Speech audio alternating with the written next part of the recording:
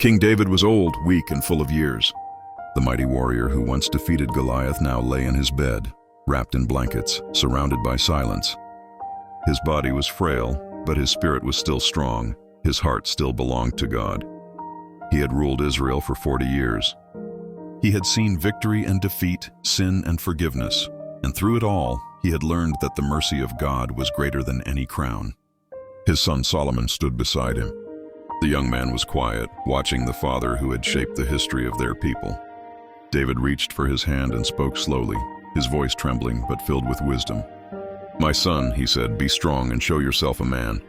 Walk in the ways of the Lord, keep his commands, and you will prosper. The throne is yours now, but remember, it belongs to God first." David's eyes turned toward the window where the sun fell across Jerusalem. The city he had conquered, the city he loved. It was his greatest dream and his greatest responsibility.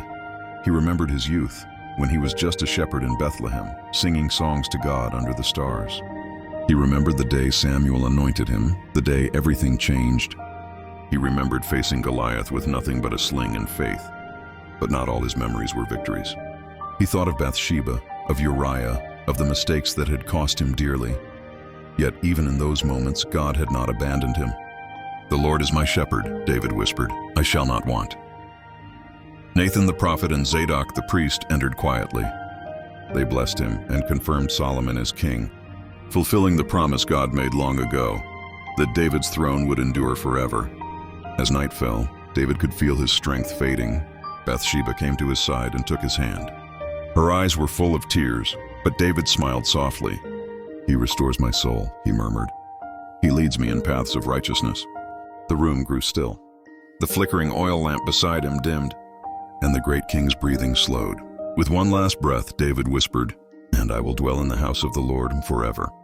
And then he was gone, his spirit returning to the God who had chosen him from the fields of Bethlehem. King David, the shepherd, the warrior, the poet, the man after God's own heart, had found his eternal rest. But his voice still lives on in the Psalms, songs of hope, repentance, and praise that continue to echo through time. David's reign ended on earth, but his song still rises in heaven. Please don't forget to like and subscribe so you can support this channel. Thank you for watching, and see you in our next video.